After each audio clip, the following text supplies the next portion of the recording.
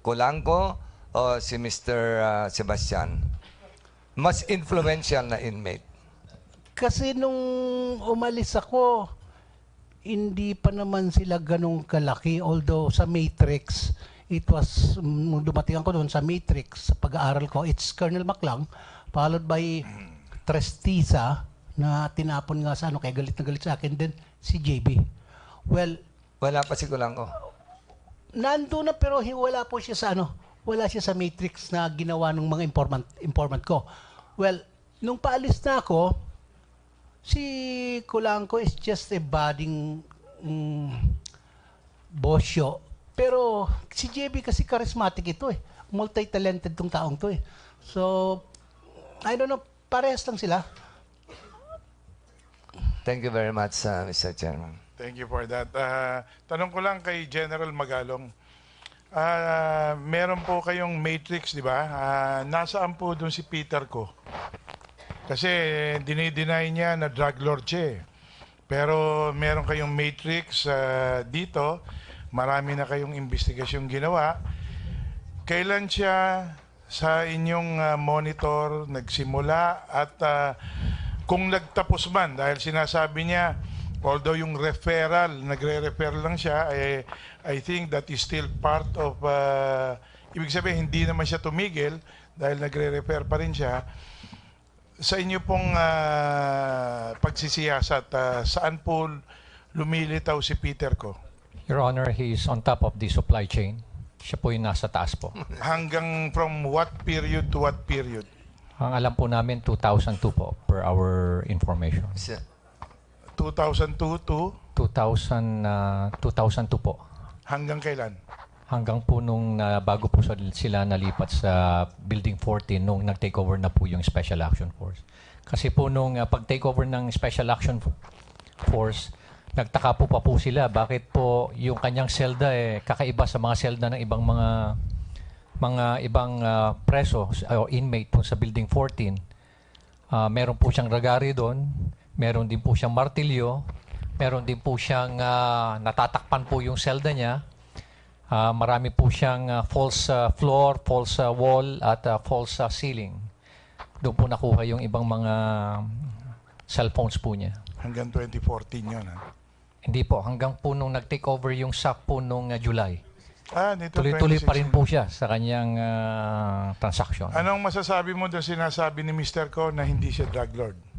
Napakasinungaling po niya. Okay, maraming Your salamat. Honor. So, Chairman, just 5 seconds. 5 seconds lang. Just I'd just like to address this go ahead. to I'd just like to address this to the Secretary. Siguro nakikita ko dyan, kung wala yung mga Chinese drug lords, wala naman silang pagkukuha na nun ng supply eh. So siguro ang suggestion ko would be to isolate the Chinese drug lords talaga. Na talagang isolate them from any communication at palagay ko masusugpo natin yung drugs you. sa loob ng bilangguan. Thank you very much, Mr. Chairman. We now recognize Congresswoman Garcia. Thank you, Mr. Chair. My first question is directed to the OIC Bucor Director. Kailan kayo nag-serve as OIC Director ng Bucor? From what year to what year? From November 2012 to March, I think that's March 17, 2013, So, more or less, 3 months. 3 buwan lang. Opo. Kung merong mga request na ipapasok sa loob ng New Bilibid Prison, is this raised up to your level? Usually, may mga dumidirekta, but this request can go directly to the superintendent of the different security compound, dahil maximum, medium, minimum. So within 3 months, anong na-experience mo? Ilang mga request na dumidirekta sa inyo?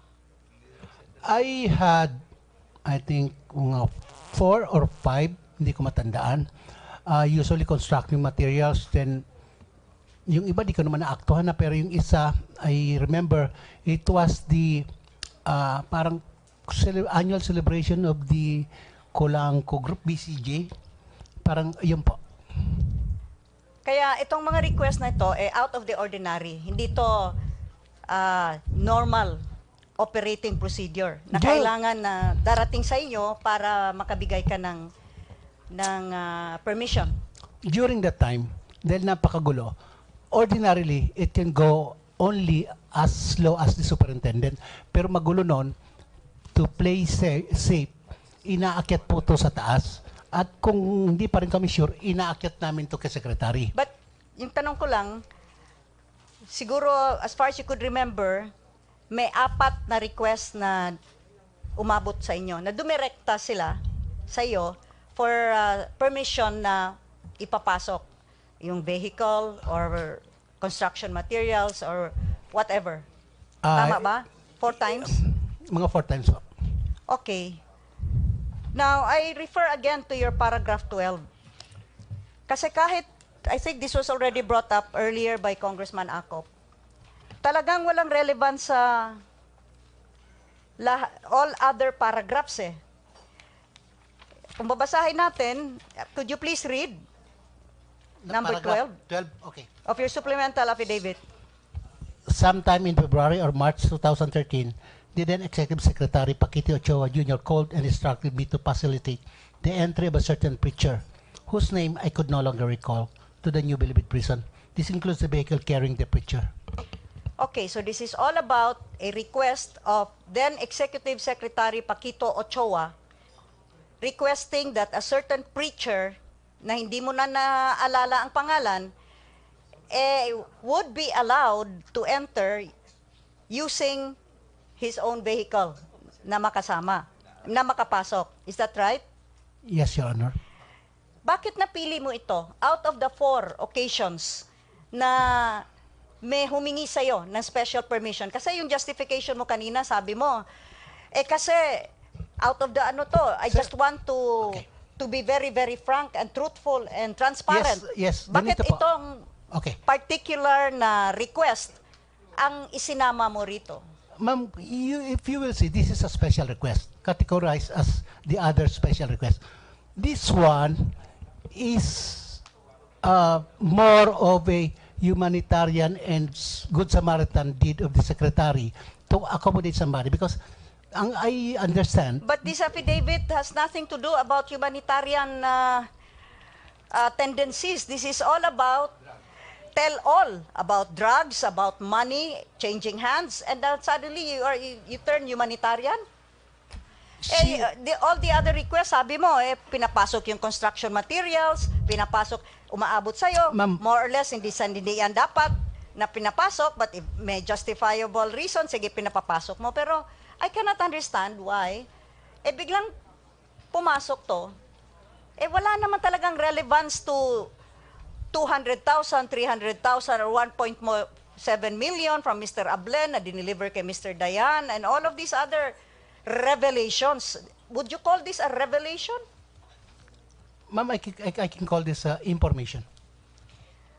Was this more important, or what is the special significance of this particular request na ito talaga ang pinili mo at hindi man lang hindi mo sinabi dito, one time I allowed a truck full of construction materials to go in as per your testimony ngayon. Sabi mo, meron pa ibang request Bakit ito? Ma'am, may I explain?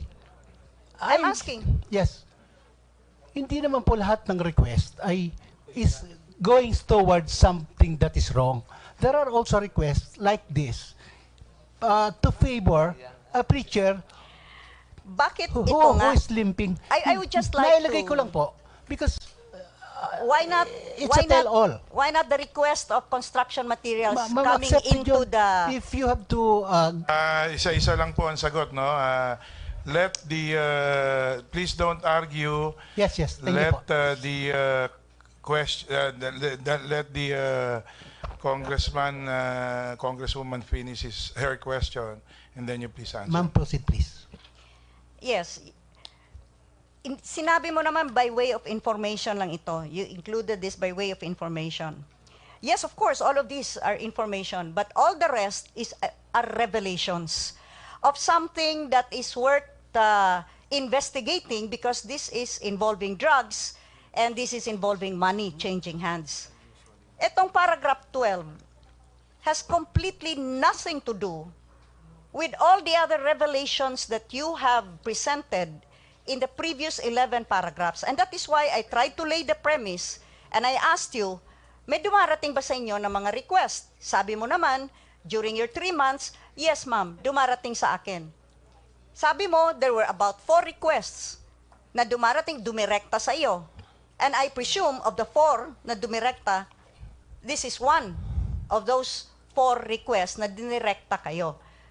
First question, this has totally no relevance to your previous 11 paragraphs. Second question, why of all, if you would say that this is just by way of information, you wanted to come clean, you wanted to be transparent, why of all the 4 requests, ito pa, sabi mo nga, humanitarian ito. Siguro we would Your have Honor, raised your time is eyebrows. up. I still have other questions, if I may stretch, because I think it is important. Mr. Chair, Okay, 1 minute more. kindly give me 3 minutes more, Mr. Chair. Your Honor, Yes, Mr. Chair. I think the other congressmen were also given about 6 minutes. I was even cut at the Yeah, but you were height given 10 minutes, Mr. Chair. So, yun lang, dalawang questions ko lang. What is the relevance of this? Ipangalawa, bakit ito ang pinili nyo? I still have other questions for other, Mr. Chair. Please, if I beg your indulgence. Last 2 questions, please. The first question, ma'am, is relevance ito. This is only an information I place in here. Whatever the relevance is to be determined by people conducting the investigation. If I am wrong in placing this, but this is true. Second, the second question, ma'am, bakit ito pinili ko? Because I'm just trying to show na hindi naman lahat ng request po ay palusot. There are requests na for humanitarian reason. Yeah, it's just a repeat. Mr. Chair, I was earlier assured by our chairman that I would be given 5 minutes. Because my question is would be directed. Excuse me, Your Honor, I did not say you have 5 minutes No, more. I was because there are a referring lot to. I was earlier referring to Chairman Umali, But Mr. Chair. the problem is he asked me to take over, and there are a lot of congressmen still on deck.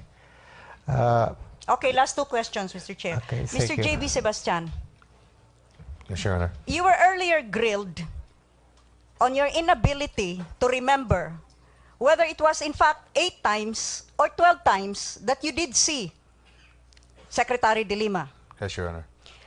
Tanong ko lang, ilang years ka na sa loob ng NBP 2009 po ako din dumating dyan, Your Honor. hanggang ngayon? Yes, Your Honor. During all of that time, bumibisita ba asawa sa'yo? Yung Asa- asawa mo? Yes, of course, Your Honor. Ilang beses? Can you exactly count? Of course, hindi po. Okay. My next question, my second question, and this will be directed to the Deputy Director of Financial Services. Just as a follow-up to that, of course, in much the same way, you could not have remembered whether it was 8 times or 12 times. Exactly, Your Honor. Okay. We go to the Deputy Director of Financial Services. Is he still there?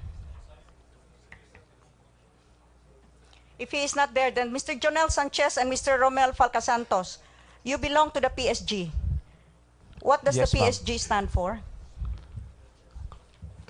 Area Security, ma'am. Ano ibig sabihin ng Presidential PSG? Security Group, ma'am. Ano? Presidential Security Group. Yeah, ang tanong ko lang, so Presidential Security Group, you are supposed to secure the President. Correct, ma'am. Ngunit inassign kayo kay Secretary De Lima. Yes, ma'am. Is that normal procedure? Ma'am, President na po yung nag-ano yung decide niyan, ma'am. Yung ibang secretaries ganun din? Yes, ma'am. Na-assignan din Yes, ma'am. ng PSG? Yes, ma'am. So do you, Jonel Sanchez, may claim dito si Mr. Sebastian, nag-text ka raw na-wrong text mo raw Sweetie, ito text ni JB sir, nandito kayo kanina, yung bagong spokesperson ng komando nagpapasayaw ng bold show, nagreklamo sa akin mga dalaw. Tapos sabi, wrong text. Andyan pa ba sa'yo? Do you still have a copy of this wrong sent na message? In my cell phone, Your Honor? Yes. Wala na po, Your Honor. Do you pinadala mo ba ito? Hindi po, ma'am. So hindi natin ma-proven kung sinong nagsasabi ng totoo. Yes, ma'am. You deny it? Yes, ma'am. Totoo po yan, Your Honor. May meeting sa nagkaroon ng meeting according to Vicente C. and Peter Ko, late 2014. Andito sa paragraph sa mga affidavits nila What date, ng Your mga Honor? leaders somewhere nung huling bahagi ng 2014. Tinawag ako ni JB at ibang leader ng mga gangs para sa isang meeting sa kanyang kubol. This is by Vicente C. At the same time, may testimony din dito si Peter Ko na pinatawag, paragraph 11, napatunayan ko talaga na totoong malakas at malapit si JB sa dating Secretary Laila de Lima nung pinatawag niya kami sa kubol niya noong bandang huling bahagi ng taong 2014. So dalawa nang nagsasabi, tinawag daw sila. That So would did be the the others. last question, Your Honor. Nangyari ba ito? Hindi po, Your Honor. Hindi ito nangyari? Hindi po. Hindi sila nag-meet sa kubol mo? Hindi po. Hindi rin nag-meet. Ito ring testimony ng ibang mga leaders ng gangs eh. Yes, Your Honor. Is the deputy director back ng NBI? Were you there when the Galugad was conducted? You were there?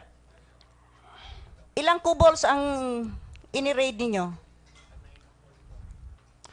Your Honor, that would really be the last question. Yes, no? yes, Mr. Chair. Thank you for your indulgence. Ilang kubols? I cannot recall the exact number, Your Honor, but There was marami testimony earlier by JB Sebastian that 19 kubols were raided. Correction, Your Honor. 20 kubols. 20 including yours? No, Your Honor. Doon po kasi sa list ng 19, meron pong naiwan sa hospital. Yung pang 20, si Ben Marcelo, Your Honor. Okay, so 20 kubols ang na-raid. Do you confirm this? Your Honor, as I said earlier, hindi ko po But na-raid ba ang kubol ni JB Sebastian? hindi po, Your Honor. Bakit hindi in-raid? It was supposed to be the biggest. Hindi ba pinakalaki ito na kubol? Your Honor, wala po kasi siya sa listahan eh. Sino gumawa ng listahan? I have no knowledge, Your Honor. Sinong nagbigay sa'yo ng listahan? Wala po akong listahan, Your Honor. Bakit sinabi mo wala sa listahan? As what I have said, Your Honor, na nasa listahan Representative yung Gonzaga, please prepare. May listahan po kasi, Your Honor. Narinig ko as what I've read. And you have no knowledge kung sinong nag-prepare? No, Your Honor. Okay, thank you, Mr. Chair. Thank you. Representative Gonzaga. Thank you, Mr. Chair. My question would be for Vicente C. Sabi mo kanina, may kaibigan ka na artista. Totoo, hindi? Opo.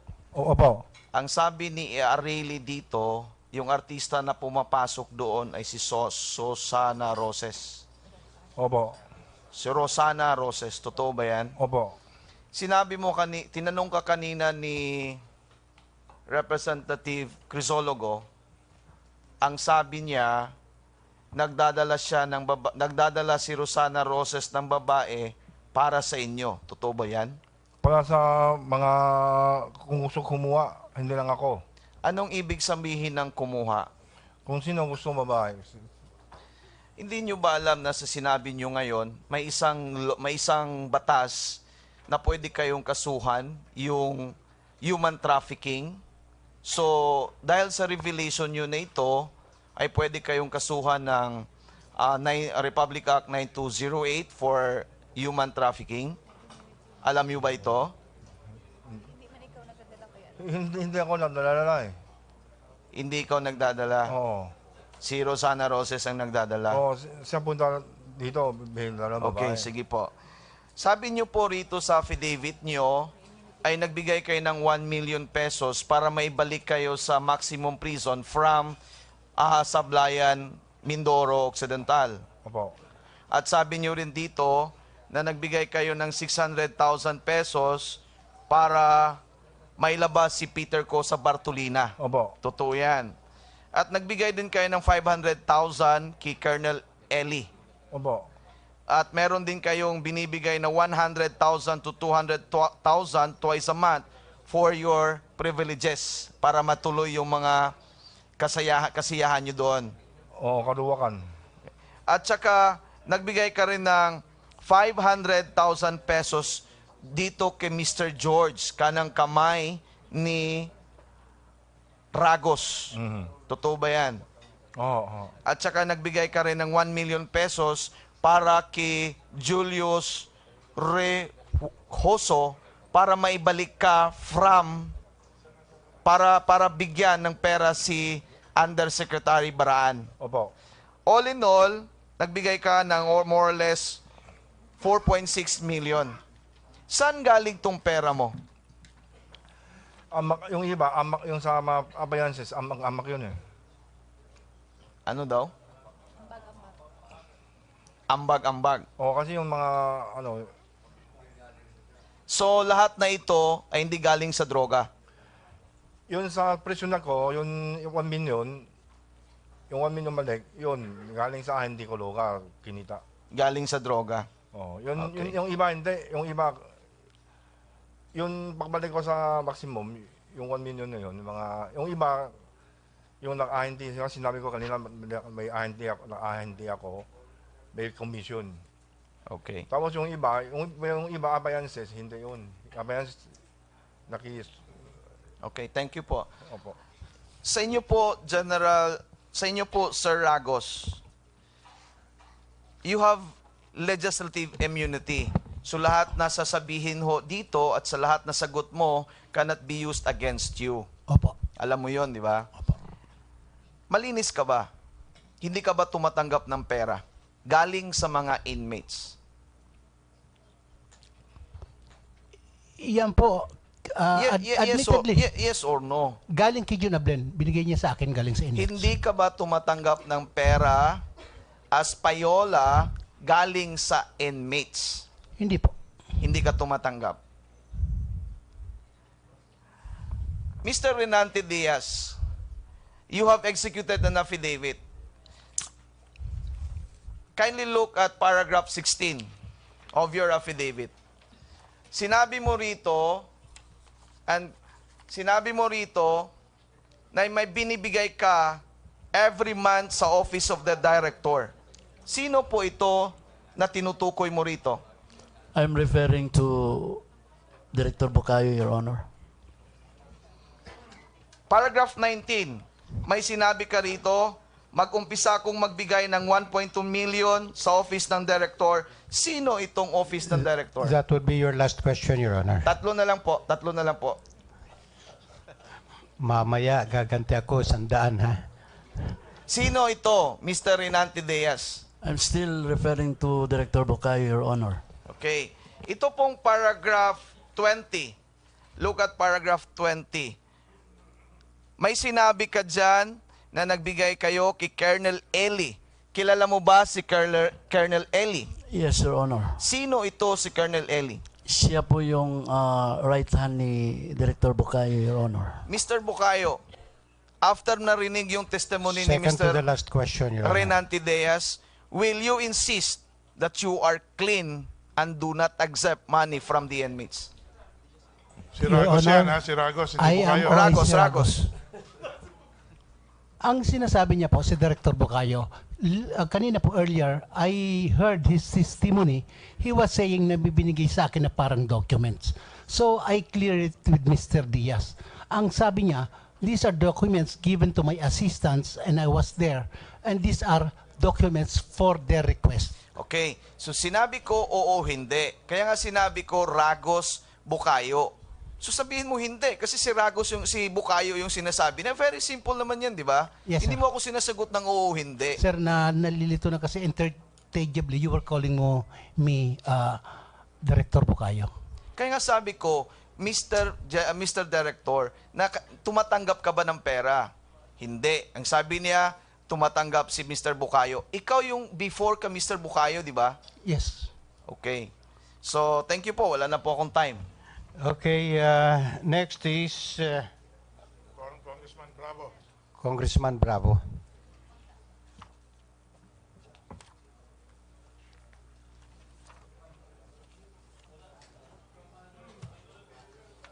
Then next is Congressman Fortun. Thank you, Mr. Chairman. Okay. Mr. Ragos, Deputy Director Ragos, naalala nyo po nung unang araw ng ating hearing dito, tinanong ko kayo tungkol doon sa sinasabi ni Ablen na may pinakolektang tara at ang unang koleksyon ay 1 million. Ang sabi niya, galing ito sa 10 inmates na unang nag-comply. Nung tinanong ko po kayo, ang sagot nyo very categorical, wala po kayong alam doon. Ganito po, sir. Can I explain? Ganito lang po, wala kayong alam doon. Sabi nyo kasi ngayon, sa mga sinasabi nyo, na sinabi ni Ablen sa inyo na yung 1 million na natanggap ninyo ay galing sa inmates. Ganon din yung pagkakatanong ko sa inyo noon na gaano katotoo na merong inabot sa inyo si Ablen 1 milyon na di umano ay galing sa mga inmates. You said categorically na wala kayong alam doon. At minsan sinabi nyo pa na bakit hindi natin itanong kay Herbert Colanco dahil isa sa doon sa mga pinatawag. Now, ito pong inyong supplemental affidavit. Ang pagkaintindi ko sana sa supplemental affidavit, supplemental, dagdag sana mga bagong impormasyon. Pero parang in part, parang affidavit of retraction din ito. Kasi kahit wala yun sa inyong sworn statement, sinabi ninyo nung tinanong kayo na wala kayong kinalaman dito sa koleksyon mula sa inmates. And now you're saying na may inabot kayo ngayon sa inyo si Mr. Ablen. Your Honor, may I explain? Sige po. We have a confusion. Kasi ang sinasabi ni Ablen, in my meeting on January 4, I instructed everyone to collect a 100 weekly tara from the high-profile inmates. Yun ang unang pinagtatalunan namin po. Wala po akong ganong instruction. Then, nagkaka-interchange po kami sa informasyon kasi sinasabi niya, during that discussion, na yung 1.7 is a part of the first 5 million. Sabi ko, hindi. What I'm refusing to accept is the giving of instruction to that meeting on January 4 that I was instructing the high-profile inmates to collect 100,000 a week. Sir, hindi kasi ganun ang pagkatanong ko sa inyo napakasimple. Gaano katotoo na tumanggap kayo ng 1 milyon mula kay Mr. Ablen na di umano ay koleksyon mula sa inmates? You said categorically you had no knowledge about it as if walang-wala kayong alam. Ngayon pala meron kayong explanation. Sir, nagkakagulo-gulo kasi kami ni Ablen because of that. No, it was not Ablen who was asking you. Yes, sir. It was I who was asking you. There was a confusion because what I'm trying to say is I did not instruct in that meeting not to collect tara for everyone else. Kasi hindi naman talaga nangyari yon. But his collection of money, hindi ko naman dinidina yon. Ang sinasabi ko lang, kasi sinasabi niya na ako may instruction mag-collect ng mga tara. Ma-cut ko lang kayo short Ang sabi niyo wala kayong alam doon. You Yes, sir. did not, Doon po sa you did instruction not to collect. qualify, you did not explain, you simply said wala kayong alam doon. And you said it like with conviction. Sir, ang sabi ko sa kanya, di tanong natin si Colanco kung nagpapakoleksyon ako. Ganun po ang sinabi ko. Ang sabi ninyo, tanungin si Herbert Colanco kasi isa siya doon sa mga pinatawag. So, alam nyo na may pinatawag. Yes po, nagpa-meeting talaga ako. There was a meeting. I do not deny that. Okay. Bakit ngayon sinasabi nyo wala kayong instruction na magpatawag? Hindi po, I accept the meron talaga nangyari po, nagpa-meeting po kami.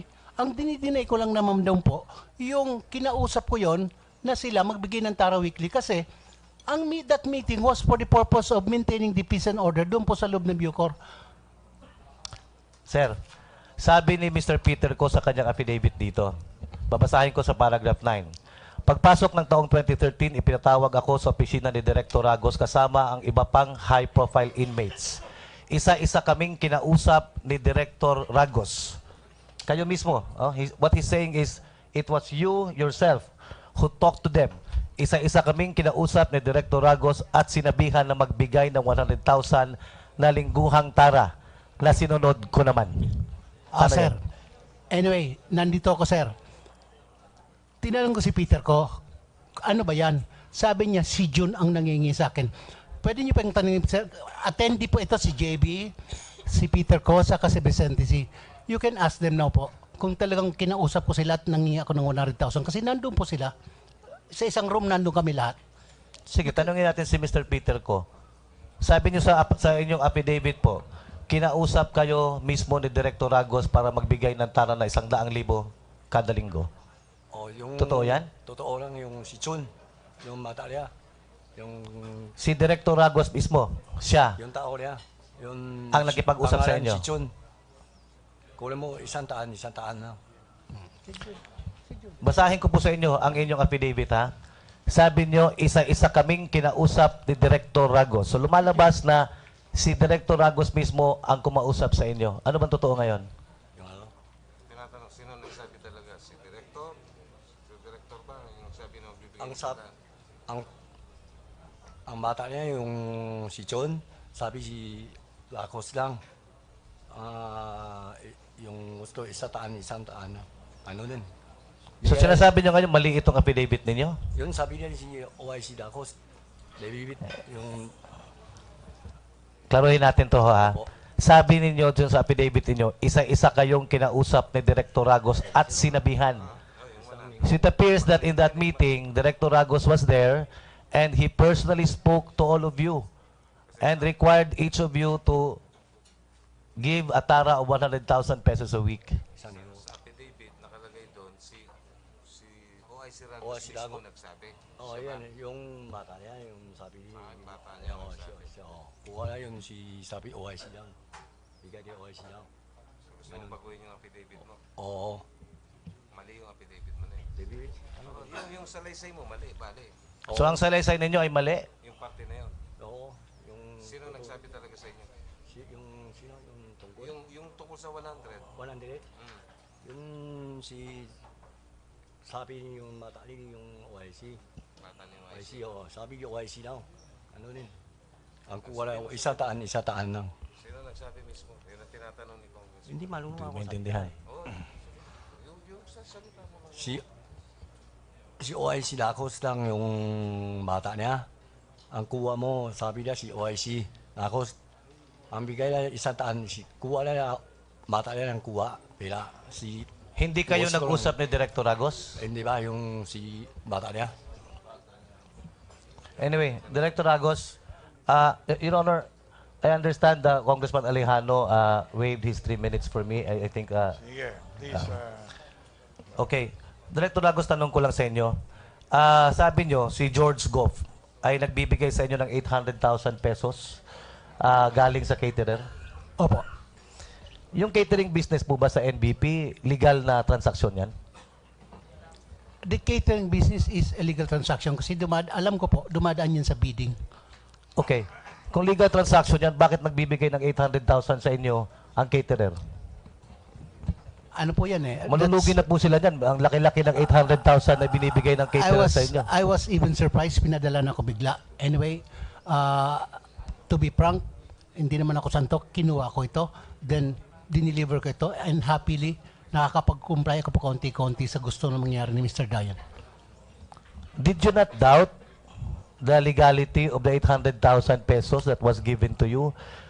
Sabi niyo po, legal naman, lihitimo ang transaksyon na catering sa loob. Yung Pag catering po, nag-abot sa inyo ang caterer through George Group ng 800,000 pesos, hindi ba kayo magtataka at napakalaking pera nagbibigay ang caterer? nagtataka po ako, illegal po ito. So you knew already, you had an inkling na illegal ito. Opo. At tinanggap ninyo yung illegal na proceeds na yan. Opo. At hinatid ninyo. Opo. Ilang beses po yun? 2 beses. 2 beses. Ay, yung pangatlo po. ginastos ko po ito sa mga pangangailangan ni Madam Secretary. Bakit hindi ninyo hinatid din yung 800,000? Yung May usapan ba na, sige, dyan lang muna yung 800,000 that Wala naman po. unti-untiin lang natin, i-liquidate mo lang, may, parang ganon? Hindi naman po. Basta sa akin po, ginastos ko lang yun sa mga pangangailangan kasi So you mean you had discretion on how to go to handle the 800,000? Because the first two, you delivered. The third 800,000, upon your discretion, you kept it and spent it the way you want it. Ganun ba yun? Yes, Your Honor. Aha. Okay. Tanong ko lang po kay Mr. JB Sebastian. Yes, Your Honor. Ang sabi niyo po, ang role ninyo ay mag-facilitate ng market. I'm sorry, Your Honor. Ang sabi niyo kanina, ang ginagawa ninyo dito sa drug trade, hinahanap niyo yung mga kakosa ninyo na Yes, may Your Honor. Yes, Your Honor. drug cases ang kaso, tapos tinitingnan kung may market sa labas at kayo nagpa-facilitate noon. Yes, Your Honor. At pagka meron na po tayong market, nire-refer nyo sa mga Chinese drug lords. Yes, Your Honor. Sino-sino yung mga Chinese drug lords na nire-referan ninyo? Si Peter ko po, Your Honor. Si Peter ko. Si Vicente C. kasama? Matagal ko pong boss yan si Vicente C, Your Honor. Kasama siya sa pinagre-referan ninyo? Yes, Your Honor. Mr. Peter ko, ano pang negosyo ninyo bago kayo napunta sa Bilibid? Bago kayo nakasuhan? Sabi kasi kanina ni Mr. Vicente C., nung nasa labas pa kayo, hindi kayo involved daw sa drug trade kasi ang negosyo nyo t-shirt. Totoo ba yan? Totoo, dati ako trabaho talaga sa labas, trabaho t-shirt. Totoo yan. So dati t-shirt lang negosyo nyo. Kailan kayo nag-umpisang magnegosyo ng drugs? Yung huli ako na sa Laok. Yung nasa loob na kayo? Kulong na ako yung sa Laok. Yung nasa loob na kayo ng NBP bago Opo. kayo nagnegosyo ng drugs? Opo. Nung nasa labas kayo, wala pa? Wala pa. Bakit po nung taong 2002, kayo po ay nahatulan ng Regional Trial Court ng Manila, Branch 41, na makulong ng habang buhay dahil sa paglabag sa RA 6425? Ang ako trabaho yung t-shirt, talaga alam mo yung sa bakalan ako binun, dalawa yung dalawa tindahan. Ang ako binun na diretso na ako binun na kawaan, yung sa China yung binun na yung kawa t-shirt. Hanggang ngayon na binun na anak ko, tuloy ka kawa t-shirt. Ang binun na yung galing t-shirt dito ako yung mahaba yung presyo. So kinasuhan po kayo ng RA 642. Sir, kinasuhan po kayo ng paglabag ng RA 6425 dahil nagbebenta kayo ng t-shirts? Yung huli ako, lanti na sa atin yung pulis. Totoo lang, hindi ako sinungaling. Sabi na ako, meron na mangga. Mangga yung taiskit. Yung patay na taiskit. Ang huli na ako, sabihin, pulis, sabihin, pite ko, ikaw na meron na mangga na yung taiskit ng patay na tao. No, punta na office ng ayos lang. Sabi ko siya, ako wala eh. Ang pasok na nun, sabi na yung kuwalay sa Cebu, sabi niya, talarahaw ako lang. Anyway, sige na po. Yun pong yung pong negosyo ninyo nung lalo na kayo sa loob ng NBP, saan po nanggagaling yung drugs na tinitrade ninyo? Your source. And this question goes to Mr. Vicente C. and Peter ko. Para po sa inyong dalawa itong question na to, saan po ninyo sinusource yung drogang ginagamit sa drug trade? Ako hindi alam na yung saan nga kaling. Pero ako bilon si, yung kaysa diba siya? INT-로. INT ako. INT. INT. Opo. Ahente lang kayo? Opo. Saan nga galing yung inaahente ninyo? Yun, meron na yung hanap yung pariya, yung sebi, yung gusto. Yung sebi na yung ako binunta ako yung gusto, ako bigay sebi lang. Kayo po? Bisyo kawase. Tulong kasi po. Yung may contact kami ng number na Chinese din. Pero hindi namin alam kung sino siya. Kasi puro tiwala lang yun eh. May contact kami number, nasa one time, two times transaksyon, natatayo ng tiwalahan, natitiwala na sa amin. Kaya kung kami bigyan ng number sa kanya, natitiwala na sa amin kasi wala naman istapa, natitiwala. Nagagalit po si Congressman Crisologo, bumubulong sa akin. Sabi daw po ninyo, galing kay JB Sebastian.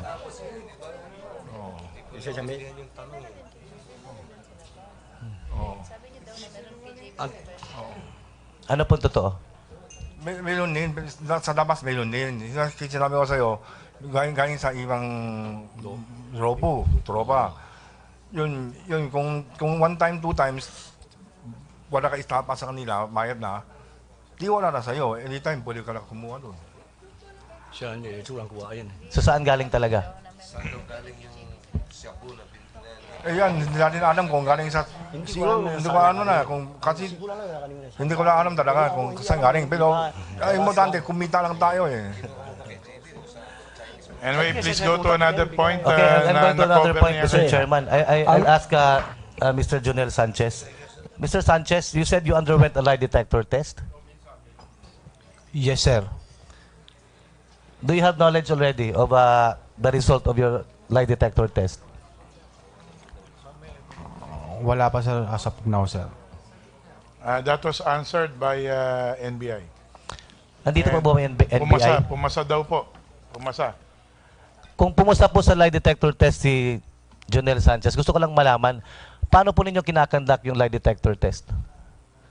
And yung lie detector test ba na yun covers his denial of the allegations of JB Sebastian and the others, o covers only his testimony about the love triangle? Kasi baka yung lie detector test patungkol lang doon sa affidavit niya eh. Nasagot na rin yan natanong at nasagot na rin yan na hindi itong mga revelation dito sa affidavit niya, but yung prior conduct of a lie detector test before he even executed in an affidavit. So hindi ho na-cover ito. Okay, huling talong na lang po para kay Mr. JB Sebastian. Yes, Your Honor. Yes, Mr. Sebastian, dininay niyo po kasi yung lahat ng earlier witnesses, no? Yung mga naunang testigo sa inyo na nag-testify na galing sa inyo ang instruction na magbenta ng droga sa loob at sa labas. Dininay niyo lahat ito. Yes, Your Honor. Ito bago itong kay Peter Ko at Vicente C, no? Yes, Your Honor. Kasi yung mga sinasabi nila na involved din kayo, dinideny niyo rin po. Ang alin po rin, Your Honor? Sabi kasi ni Vicente C, ni Peter Ko, gusto niyo raw na sumosyo siya sa inyo. Si Mr. Vicente C din, ini-involve kayo sa kanilang transaksyon. Dinideny niyo rin po ito. Yes, Your Honor. So lahat ng earlier witnesses plus itong bago, Vicente C at Peter Ko, dinideny niyo. Yes, Your Honor. Thank you, Mr. Chairman. Thank you, Congressman Bravo. You're now recognized. Thank you, Mr. Chairman. Good evening. Una po, ang aking tanong ay para kay Mr. Rafael Ragos.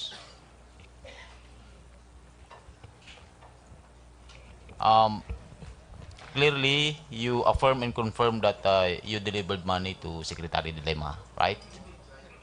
Yes, Your Honor. And who appointed you as OIC of the Bucor? I was designated as OIC by the then Secretary Leila De Lima. When was you were appointed? November 20, 2012. Until I was relieved on March 15, 17. So halos 4 na buwan lang po ang sinerbisyum nyo as OIC. Tama po ba? Mga 3.5. 3.5. Sa loob po ng 3.5 buwan, palagi ka po pang nasa National Bilibid Prison?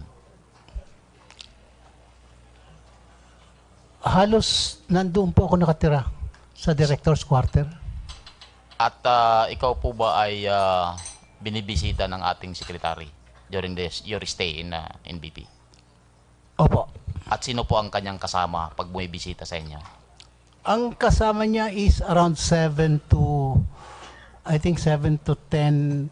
driver bodyguards. Sino po ang iyong kilala sa mga kanyang laging kasama? Si Junel, si Nabantam yung driver, si Ronnie Dayan. Kilala ko lang po yung iba, si na Master. Kilala ko yung iba sa Master. Hindi ko na po mukha, di ko na po kilala sa pangalan sila lahat. At ilang bisis po nangyari ang pagdalaw sa inyo? Siguro po mga 5-6. Sa tatlo kalahati ng buwan, 6 na beses kayong binisita. Opo. At umiikot din po ba kayo sa loob ng NBP? Yes, Your Honor. Anong mga selda ang inyong mga binibisita? Hindi naman po ako pumupunta sa selda. Usually, iniikutan ko just to see and talk to people. Minsan, mini-meeting ko yung mga mayor doon sa kanilang parang public pavilion. Pag may, let's say, may birthday, iniimbita ako ng mga inmates to prevent, as a security measure, ang birthday celebration is hapon, binipuntahan ko sila umaga, then babatiin ko siya, then naalis ako. Kasi, kailangan din ng sense of importance ng mga taong ito. Just to see them, pag iniimbita ka, is more than enough na maski hindi ka makarating sa time of occasion. Mr. Ragos, ang aking pong tanong ay habang nagbisita sa iyo si Secretary de Lima, ay sinasamahan mong umikot? Umiikot ba kayo? Opo. So, meron bang pagkakataon na sa inyong pag-ikot ay nakita mo na nagkakausap si Ronnie Dayan at si Debbie Sebastian? Wala po ako matandaan. Wala ni minsan sa 6 na beses na pagbisita at pag-ikot nyo ay hindi nyo nakita na nagkausap yung dalawa? Hindi po. Sa iyong taya po, lahat. Ilan lahat ang sa inyong pamaraan at pag-facilitate na magbigay ng mag-deliver ng pera, ilan lahat ang na-deliver lahat kay Secretary de Lima? To Mr. Dayan, including the first mga 14.3 million. So 14.3 million sa loob ng 3 kalahating buwan. During my whole stay po. During your? Whole stay. Whole stay. So 3.5 months as you made mention a while ago. Opo. Thank kay Mr. De Lima. Mr. Diaz, Your Honor. Renante Ray Diaz E. De Lima. Andito po ba? Okay. Ano pong relasyon nyo kay Secretary De Lima? Kasi magkapilido po kayo. None, Your Honor. So wala? Wala po. Kahit distant relative, wala talaga? Wala po. Kailan po nag-umpisa ang inyong transaksyon ni Herbert Colango? Nagsimula po kaming magbigay, Your Honor, is October 2013. 2013? Ng Oktobre. October? Yes, Your Honor. Pero po dito sa iyong affidavit, 2012. Nagkakilala po kami, Your Honor. So September 19, 2012, nagkakilala kayo? Yes, Your Honor. At nag-umpisa pa lang ang business transaction nyo, October? Nagsimula pa lang yung show na ginagawa niya, Your Honor, at the time. Nag-umpisa ang show, 2013. Yes, Your Honor. But between, sa pagitan po ng September 19 at saka October, meron na kayong komunikasyon? Yes, Your Honor, yung tumutugtog lang kami doon. As pag nagkaroon po siya ng show every Saturday. Okay. So, hindi lang po pagiging tagatugtog, kung hindi ay dahil din dito sa yung affidavit, ikaw din po ay nagdadala ng babae, alak. Pag inutos po niya, Your Honor. Pag inutos lang niya? Yes po. Umpisa ng October na mayroon na kayong transaksyon, ilang beses sa linggo o buwan nagdadala ka ng babae. Alak at saka iba pa. Pag mga big events, Your Honor, doon kami nagpapasok ng mga babae. Kailan nangyayari ang big events? Monthly? Weekly? May times na monthly, Your Honor, may times din na depende lang sa need, Your Honor. Your Honor, your time just expired, pero we'll give you 1 more minute. I think 3 minutes of... Tapos na yung 3 minutes mo. Okay. Huwag mo habaan ng tanong para hindi mo ubos. Itinatanong ko ito dahil involved po siya sa pagdadala ng mga babae at tingin ko po pwede siyang makasuhan ng human trafficker dito. At nasabi po dito, nagbibigay kayo, sabi mo nga dito, sa number 15, nagbibigay kayo ng payola kay Secretary de Lima. Yes, Your Honor. Sinong kayo? Ikaw? Opo. Sino pa? Kasi kami ang nakalagay dito. Hindi, I mean, nagbibigay ako kay Junel Sanchez, Your Honor. So, umpisa 2013 hanggang 2015. Kailan natapos yung pagbibigay mo ng payola? Kasi pag sinabing payola, regular ito. Yes, Your Honor. Bago mangyari yung raid, Your Honor, nakapagbigay pa kami ng huli. Kailan ang nangyari yung raid? December 15, Your Honor, 2014. 2014. Yes, Your Honor. So, payola, magkano yung payola? Every week ba? Every day? Or every month? Monthly yun, Your Honor. That's 3 million. 3 million monthly? Yes, Your Honor. Yun lang ang inyong binibigay? Pag mga big events, Your Honor, nagbibigay din si Herbert ng 1 million. Magkano? 1 million, Your Honor, pag mga big event or special occasion. So, maliban doon sa regular na 3 million a month, meron pang special event additional na 1 million? Yes, Your Tama po Honor. ba? So, ilan lahat na special events ang nangyari? More or less as far as my memory is concerned, Your Honor, around 8 or 9. Sa taya mo ba, More or ilan less. lahat ang naibigay ninyo na payola? Times 14 times, Your Honor, more or less around 45 million, more or less. Please wind 45 up. million. Tapos na rin Yes, yung Your 1 minute natin. 45 million Or ang more, naibigay Your yung payola. Honor. Mga More- special events lang yon o kasama More- na lahat? Kasama na yung 3 million, Your Honor. Kasama na lahat? Wala nang kulang, walang sobra? Wala po. 45 million. Yes, sir. More or less, Your Honor. May sobra dyan. Thank you. Mr. Chairman, address to the Secretary. Secretary Aguirre. Bibigyan uli kita ng pagkakataon mamaya kung gusto mo pa talaga. But kanina pa naghihintay si Congressman Batocabe. Thank you, Mr. Chairman. Congressman Batocabe, please. Thank you, Mr. Chairman. Salamat po. Magandang gabi. Ngayon po, batayo sa mga testimonya ng ating mga testigo, Mr. Chairman, nakikita po natin maliwanag na ang punot dulo nito ay pera. Pera lang po ang dahilan ng lahat. Mr. J.B. Sebastian, ang dahilan ba ng kontrabando, lahat ng mga illegal na aktibidad na nangyayari sa loob ng pihitan ay dahil sa pera? Tama, Your Honor. Tama. Ngayon po, ang gusto pong sabihin nito ay nababayaran po yung gwardiya. Tama. Yes, Your Honor. At umaabot po ito ba sa superintendent? Minsan, Your Honor. Sa Bucor Chief? Ako po personal, wala naman po akong binigyan na Bucor Chief. At batay ho sa sinasabi ho niyo, umaabot hanggang Secretary of Justice. Yes, Your Honor. Okay. Ngayon po, pwede bang sabihin mo kung magkano ang mga taripa? Let's say kung papasok ng babae, magkano po ang binabayad ho natin sa gwardiya?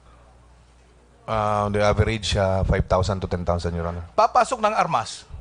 10 to 20, Your Honor. Papasok ng droga? Depende sa quantity, Your Honor. O let's say 1 gramo? Wala po nagpapasok ng 1 gramo masyado. 1 kilo? 40 to 50,000, Your Honor. 50,000. Ano pa ang pinapasok na may taripa?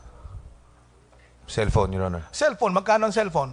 Umabot po sa 100,000 per unit, Your Honor. Mas minsan. malang cellphone. Depende po sa status ng paghigpit, Your Honor. Like Building 14, Your Honor.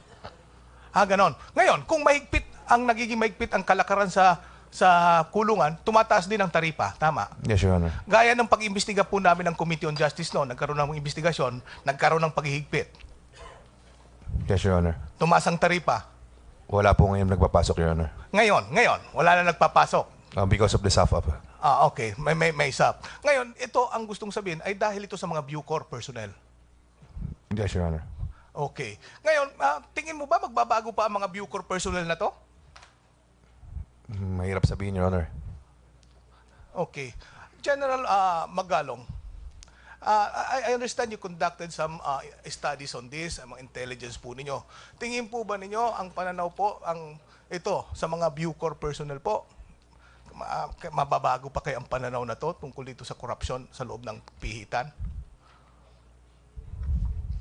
Your Honor, sa amin pong pananaw, even if you have all these processes, in-improve nyo yung sistema, in-improve nyo rin po yung facilities, at kung ano-ano po mga structures pa po doon.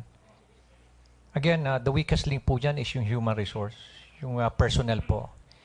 If the personnel are not incentivized, they're not motivated, then definitely po, lahat po ng mga system na yan, kokolaps po yan. Pero meron naman pong ginagawang programa ang ating Bucor, tulad po nung ito po yung pag-implement na po nila ng yung bagong IRR at yung modernization po ng ating NBP at iba pang colonies. At the same time, meron po silang mga programa po to improve yung moral values ng ating mga personnel. But again, ang pinaka-challenge po dyan is yung temptation.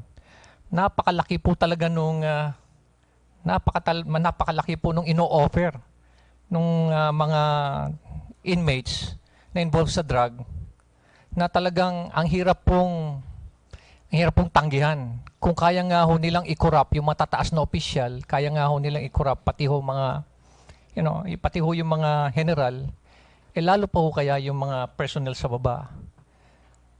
Talagang very challenging po yung sitwasyon doon. Salamat po, Secretary Aguirre. Magkano na po ba ang sweldo natin? Alam ko po, kami po ay nag-akda ng batas para i-modernize ang Bucor. Pagkaalam ko, hindi rin po na-implement agad yung pagtaas ng sweldo. Ngayon, magkano na po ang kinukuha ng isang ordinaryong gwardiya? At paano ang laban po natin sa 100,000 sa isang cellphone? Magkano, JB, ang isang babae pag pinasok? Depende po sa quality, Your Honor. May class A ba? Class B? Meron po. Oh, May let's say class A. 20 to 40, Your Honor. Paano nalalaman na class A yan?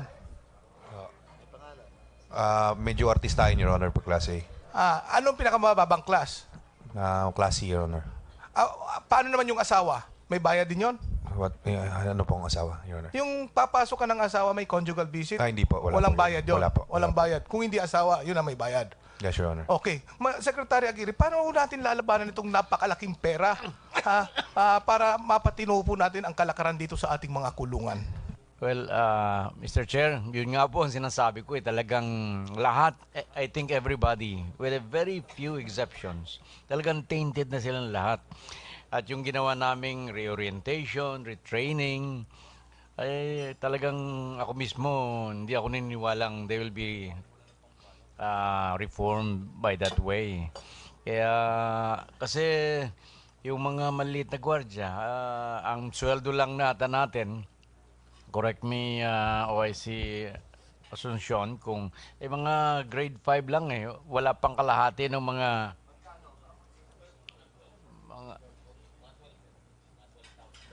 12,000.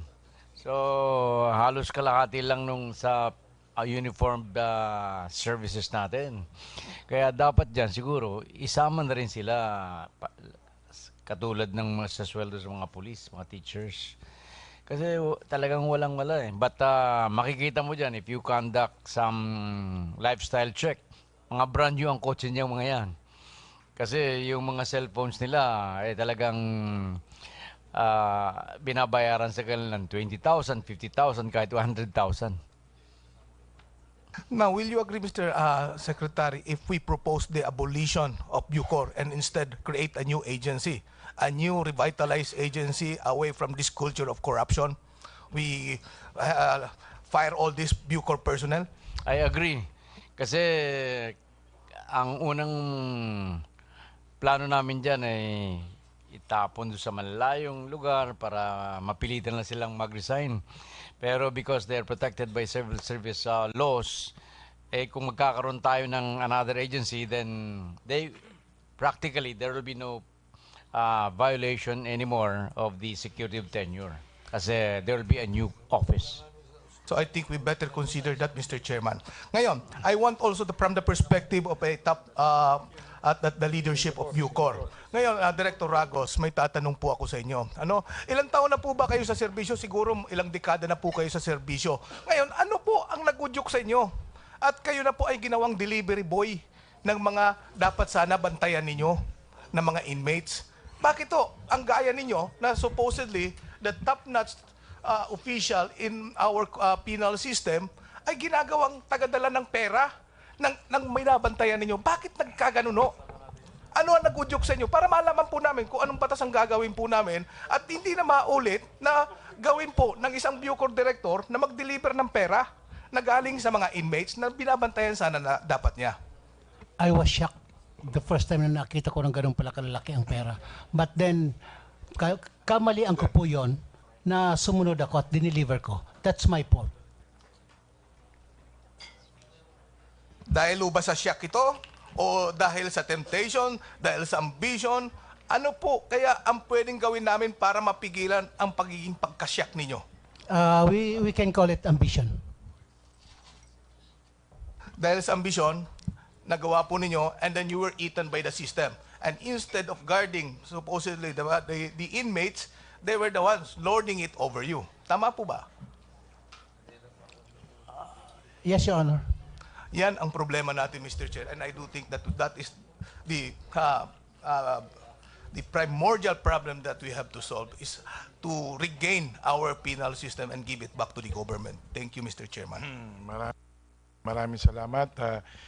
So just to inform the body that we have gone past 13 hours. 13 and a half hours na po tayo. And we have our final interpellator in Vice Chair Ching Veloso. Thank you. I'll make it. Ilang minutes ba ito? Siguro 100 times 3 minutes. Anyway, JB, explain ko lang ha, bakit ganun ang tanong ko kanina sa inyo. Yes, Your Honor. Kasi sinasabi mo na 10 million lang ibinigay mo kay Secretary De Lima. Yes, Your Honor. Napakalayo yan sa sinasabi ni Secretary Aguirre na billion sa pesos ang natanggap ni Secretary De Lima covered by several bank accounts. But anyway, didiretsuhin na kita.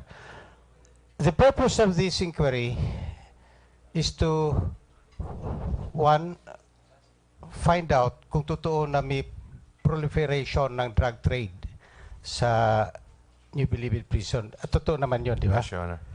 In fact, sinabi mo kanina na talagang drug trade center ang NBP. Yes, Your Honor. Okay. Pangalawa, doon sa accountability. May mga ibibigay kong pangalan. De Lima, accountable. Yes, Your Honor. Baraan, accountable. No personal knowledge about that, Your Honor. Okay. Bukayo. Sa trabaho, Your Honor, yes. Ragos. Saglit lang kami nagkasama, sir. Okay. Speaking of reliability or honesty, sino ang mas honest? Si De Lima, Baraan, Bukayo, Ragos. Tingnan mo doon. Wala po eh. Walang honest doon? Wala po. Oh my God. Even Bukayo? I'm sorry, Your Honor. Even Bukayo, hindi honest? Yung last na hearing po, actually, talagang nagtaka ako eh. Paano naging director si Director Bukayo eh, sa ganong klaseng. Huwag kang maniwala lahat sa mga pagtatatanong ko doon ha. Naaawag ako doon. Pero, okay, Bukayo, at least mapagkakatiwalaan pa pag sinabi niyang araw ngayon, bukas, o mamayang gabi. Pwede naman, Your Honor. Okay.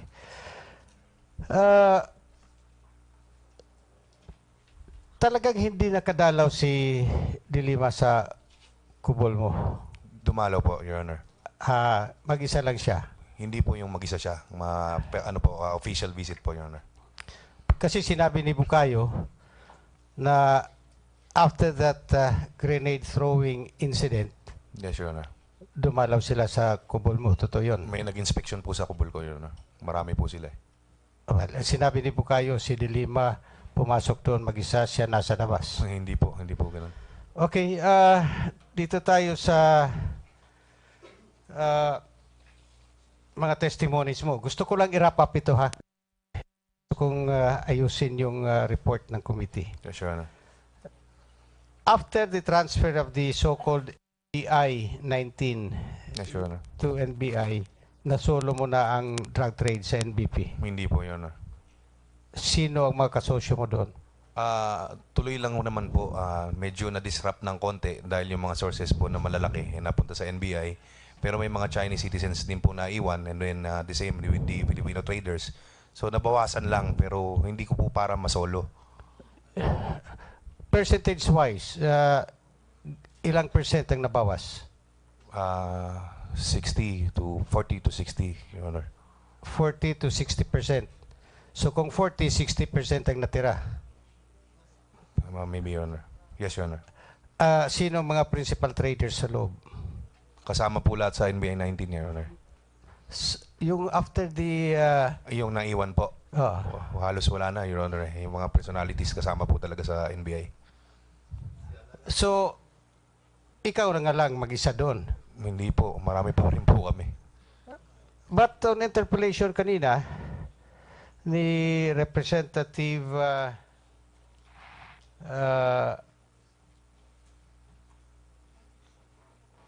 Crisologo, sinabi mo na after the transfer, you had control of drug trade in NBP. Wala po akong sinabing ganun, Your Honor. So, hindi yun. Wala po akong sinabing ganun. Hindi rin yun ang sagot mo sa kay Representative Gonzaga. Kinontrol ko po ang drug trade. Wala po akong sinabing ganun. So, ulitin ko, ha? Maliban sa iyo, sino pa? After the December 2014. May mga naiwan din po. Na, Sino nga? Marami oh eh. 100. Hindi lang. Marami yung kahit Chinese. Siguro kasi 115 Chinese pa yung naiwan eh. Sa mga Pilipino, mga 200 to 300, marami pa po eh. Ilang percent ang hawak mo doon? A portion lang po kasi isang grupo lang po kami. Sige, komando. Yan kasi ang hirap. All the while, yung unang mga testimony sa mga witnesses, ikaw ang nasa taas. Nagbibigay sila ng tara sa'yo, binibigay mo daw kay De Lima. Pero nagbigay ka kay De Lima. Yes, Your Honor. Magkano? 10 million po, Your Honor. Okay. Total. At sinasabi mong ikaw ay nagbigay dahil sa paragraph 43 ng affidavit mo. Basahin mo nga.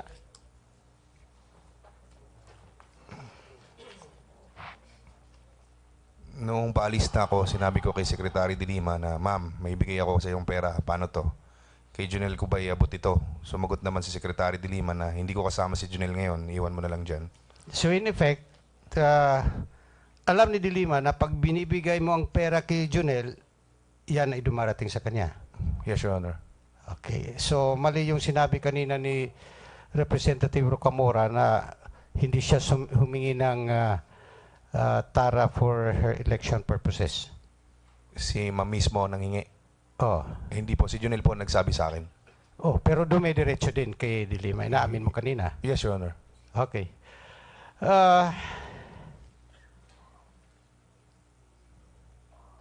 Magkano ang nakuha ni De Lima? 10 million po, Your Honor. Hindi 12? 10 po, Your Honor.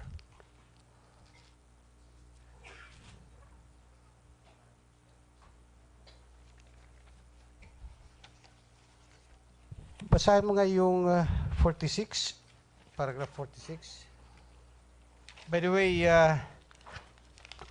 napansin ko kanina na nagkamali ka sa numbering ng affidavit mo. Napansin mo ba yun? Ngayon lang po. Ngayon lang. Pagkatapos ng 55, bumaba ka ng 53. Anyway, paragraph 46, per your number. Yung second 46 po, Your Honor. Simula ng buwan ng Marso hanggang Mayo taong 2015, ako'y nakapagbigay sa kabuuang halaga 10 milyon piso kay Junel para sa pondo sa darating na eleksyon ni Sekretary. Laila de Lima, hanggang sa sinabi niya sa akin na 5 million na ang monthly quota ko. Sinabi ko kay Junel na mahirapan ako dahil nandun na sa NBI ang mga kakosa kong mga Chinese drug lords. Sumagot si Junel na baka magalit sa'yo si SOJ. Ikaw pa naman ang isa sa mga inaasahan niya para sa paglikom ng pondo.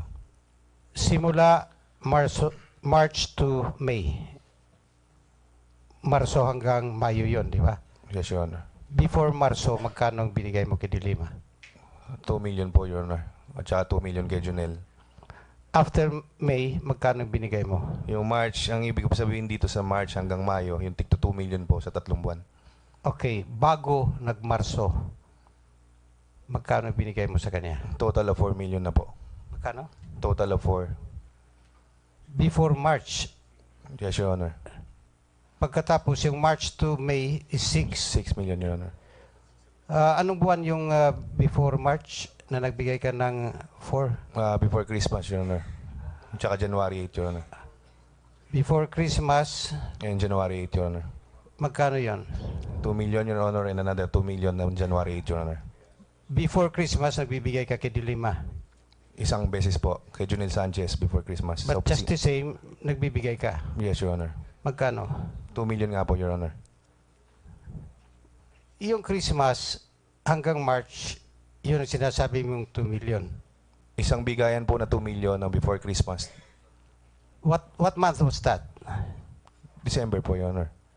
Bago nga na ng December, nagbigay ka? Ang unang bigay ko po is before Christmas kay Junel Sanchez, Your Honor. Magkano? At saka anong buwan? December po, 2 million, Your Honor, before Christmas. Before December, November, nagbigay ka? Hindi po, Your Honor. October, wala? Wala po.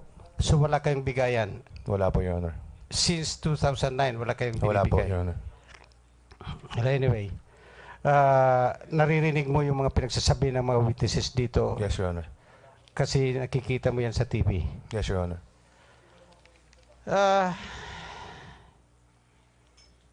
Sino ang mga collectors mo nung nagbibigay ka ng from December to yung Marso to Mayo, yung sinasabi mo? Si Junel Sanchez po lahat yan, Your Honor.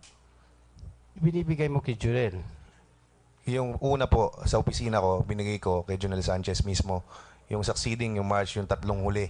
Hindi ko na po binigay ng personal sa kanya. Yung binigay mo kay Junel, galing sa iyo yun? Yes, Your Honor. Hindi galing sa mga collectors mo? What do you mean collector, sir? Because I would understand, gaya nung sinasabi ng mga witnesses, nandun ka sa taas, meron ka mga collectors, pagkatapos, binibigay nila sa'yo, then umaabot kay De Lima. Hindi po, galing po sa akin yan personal. Okay, balikan ko. December, before Christmas, nagbigay ng 2 million. Yes, Your Honor. Sarili mo yon? Yes, Your Honor. Paano ka nagbebenta nun? Nabanggit ko na po yung process kung paano magbenta eh. Kausapin ko yung mga tao ko na meron bang buhay na negosyo dyan sa labas. And then tuloy-tuloy lang, Your Honor. Akala ko sinabi mo kanina na hindi kayo nagbebenta sa loob. Sa labas lang kayo Sa labas lang po talaga, Your Honor. Oh. So paano nga? Pinapasok po yung pera doon, Your Honor. Sa loob, ulitin ko, wala kayong bentahan? Wala po. Bawal po sa komando magbenta. Sa labas, sino kinokontak nyo? Yung mga tao ko na po ang kumukontak sa mga tao nila. When you say mga tao mo, kumukontak mga ilan ito? Marami po, Your Honor. Gaano kadami ang marami? 30 to 50, Your Honor. Yung buong pangkat po kasi. 1-3? 30 to 50, Your Honor. 30 to 50. Sa labas? Sila na po may contact sa labas, Your Honor. And then, paano binibigay sa kanila? Sila na po mag-uusap. I-relay mo sa Chinese, kukunin sa labas, and then magpapasahan sila sa labas. May bodega po sa labas, Your Honor. Chinese? Yes, Your Honor. Ano ang volume ng sales? From 10 to 20 kilos to maximum to 30 kilos monthly, Your Honor. Monthly? Magkano yan in terms of pesos? Ang 30 kilos? Let's say 800 to 1 million per kilo, Your Honor. Parang mo lang 1 million. So 1 million per month. Yes, Your Honor. Ilan yan? Sa lahat ng mga collectors mo?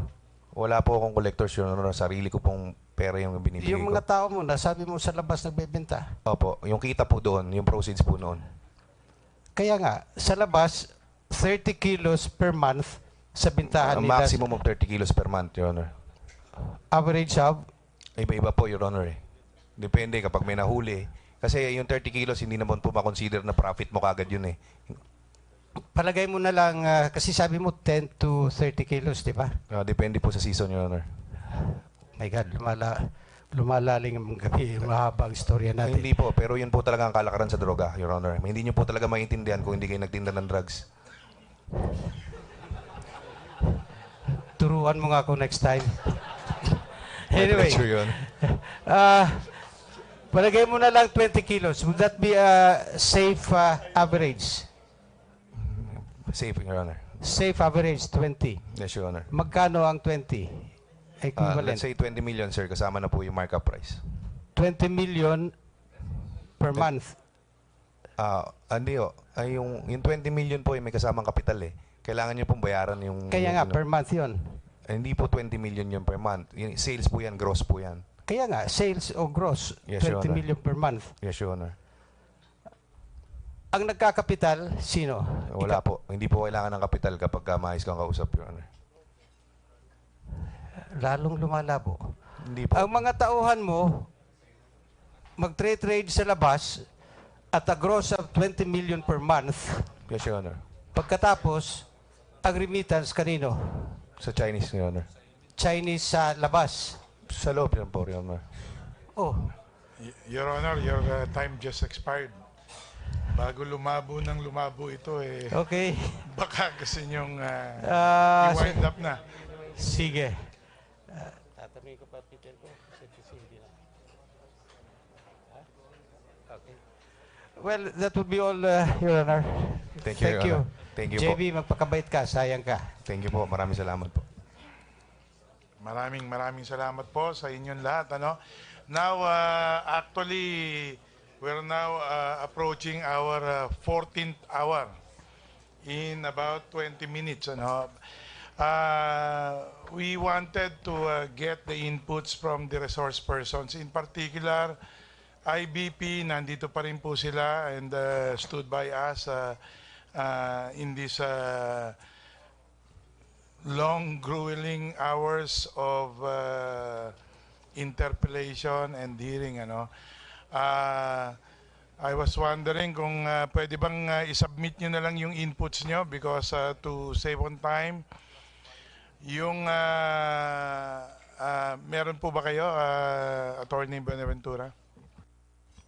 Mr. Chairman, I was instructed by the National President of the IBP to inform the committee that she will convene a task force to review the resolution and the evidence presented and submit proposed legislation to the committee. How soon will you do that? Kasi we hope to finalize the report within the week so that we can already submit this to the plenary for approval after the committee has voted upon it. So please, kaya ba natin to within say 48 hours? I will coordinate with the President, Your Honor. Meron pa ba? Your Honor. Tapusin ko lang muna to. Sige po. Yes, Mr. Chairman. I will coordinate with the President. And Please. Tapos, same is true with VACC. I understand nandito po si Dante Jimenez kanina but hindi na raw niya kaya yung sobrang haba ng ating hearing. Kanya, he already submitted the recommendations coming from VACC. Of course, we would like to ask also for inputs coming from DOJ, Bucor, NBI, and all the other resource persons, PNP, PIDEA, para po makumpleto po namin yung aming trabaho.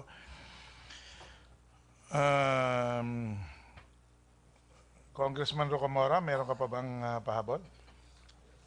Sige. Pasensya na, hindi kasi lumabas dito yung pangalan mo muli, but siguro ano na to, Please make it Okay, short and okay. sweet. Okay, thank you. My questions will be on Rafael Ragos. Sir, you have maintained from your testimony that you were close with then Senator De Lima. In Yes, sir. fact, in a scale of 10, in terms of trust and confidence, it's number 9, correct? Yes, sir.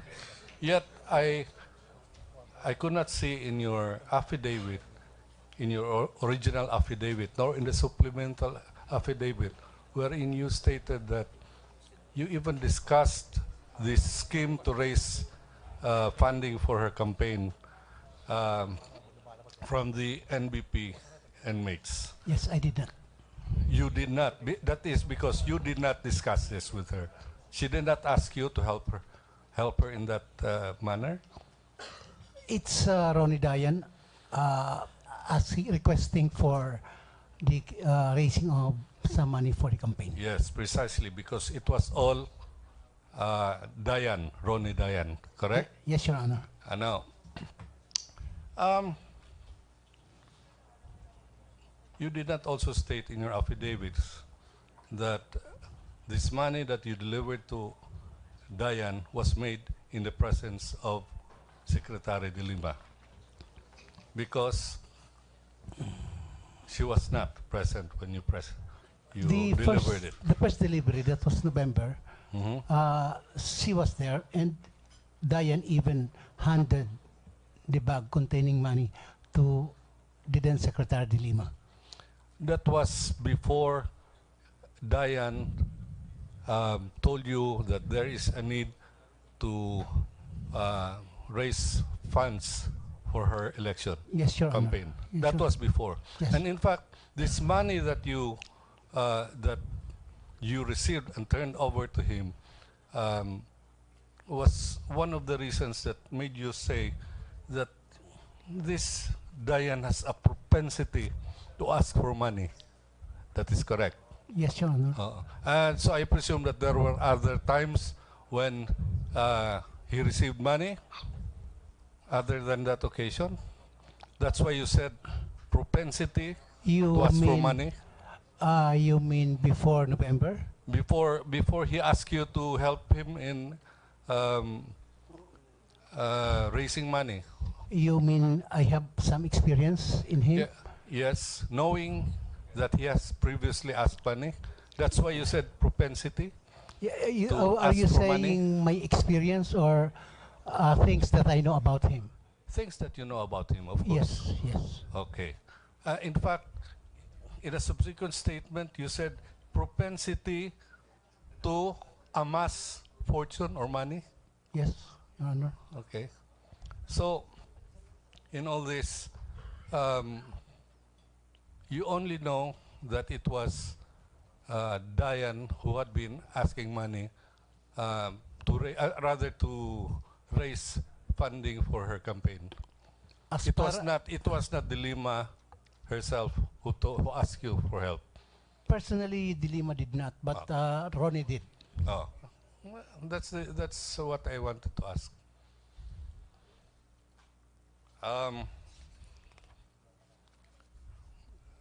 I would like to ask Falca Santos. Okay, you said that when then Secretary De Lima asked you to encash check, what you received was an envelope. You never saw what was inside. Yes, sir. Diretso lang po doon, sir, sa bangko. Yes, in fact, it is not true that it was a bank check. Meaning it was not a personal check. You do not know that. Do you know a distinction between a personal check or probably a check issued by the government? Treasury warrant? You do not know Hindi the ko na alam, difference. sir. Yes, So sir. you do not know whether it was, in fact, a treasury warrant that you encashed. Opo, sir. Okay. Your Honor. That's all. I have no further question. Maraming salamat po. Sandali muna before you make our privilege motion or favorite motion. Ito lang po, no? The committee is in a quandary as to how to appreciate the testimony of JB Sebastian vis-a-vis Jonel Sanchez, no? Kasi kanina nga lumutang na problematic kasi talagang total contradiction eh. So ang malinaw po, isa po ang nagsisinungaling. Sino sa kanila? Siyempre, we would like to request kayo po ang may kapasidad nito, yung PNP, CIDG siguro, yung NBI, may kapasidad kayo para palalimin po ang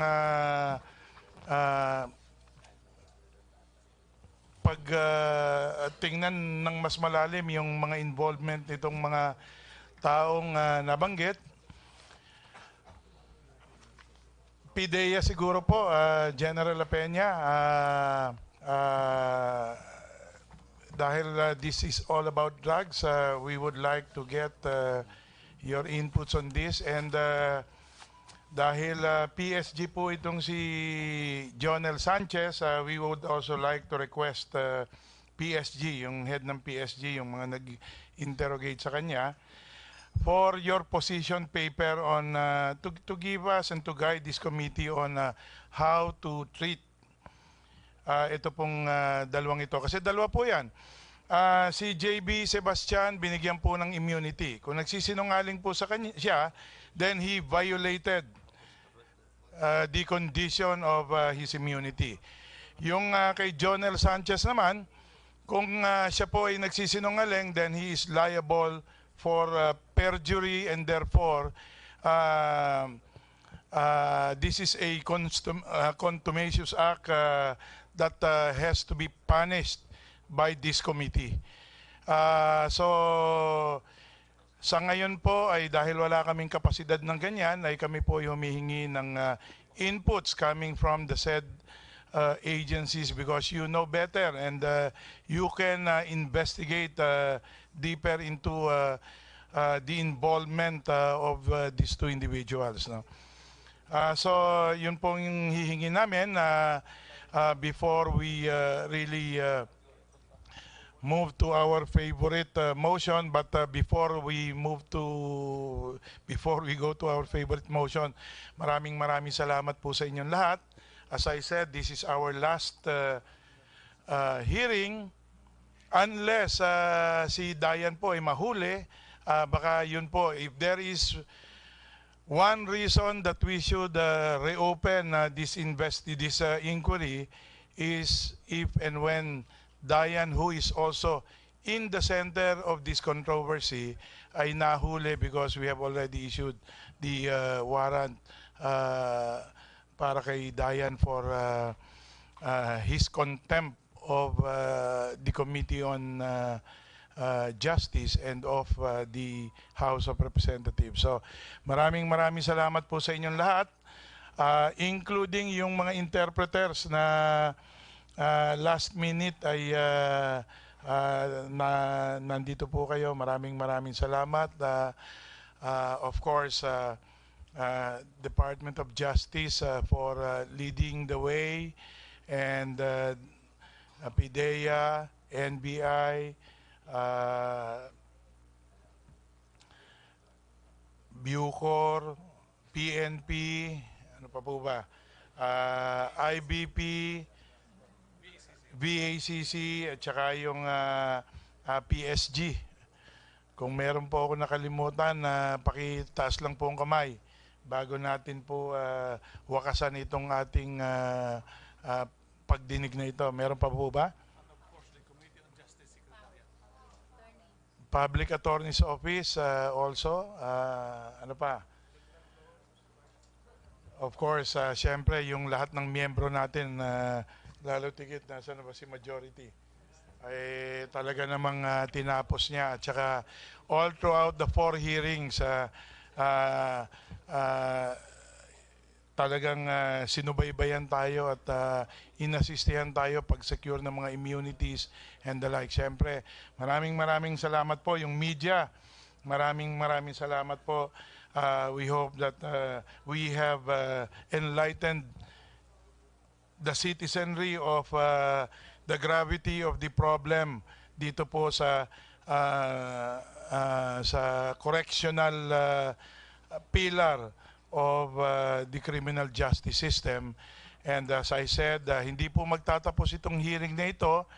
For those unfinished business, this will form part of our report that we will farm out to the other committees and or subcommittee of the Committee on Justice para po magtuloy yung reforma na hinahanap po ng taong bayan sa correctional natin na para bumalik po yung tiwala ng ating mga kababayan sa ating criminal justice system. Maraming salamat po. On that note, Mr. Chair, I move to adjourn subject to resumption if Dayan is arrested. So this legislative inquiry is adjourned. Inyo natunghayan ang pagdinig ng House Committee on Justice kaugnay ng di umano'y paglaganap ng illegal na droga dito sa New Bilibid Prison. 7 ang naging testigo kabilang nga dyan ng high-profile inmate at drug lord na si JB Sebastian. At ayon nga dito kay Sebastian, malaki ang papel na ginampanan ni Senator Laila De Lima dito sa paglaganap ng droga sa loob ng Bilibid Prison at kanya nabanggit din na hindi siya government asset. Sa katunayan nga daw ay mas malakas itong si Colanco kay Senator Laila De Lima dahil ito nakakapagpasok ng mga kontrabando, mga armas at mga illegal na droga dito nga sa loob ng Bilibid. Sa kabuuan, nasa 10 milyon ang naideposit ni Sebastian kay Senator Laila De Lima at ang 2 milyon dito ay personal niya ngang ibinigay sa senadora.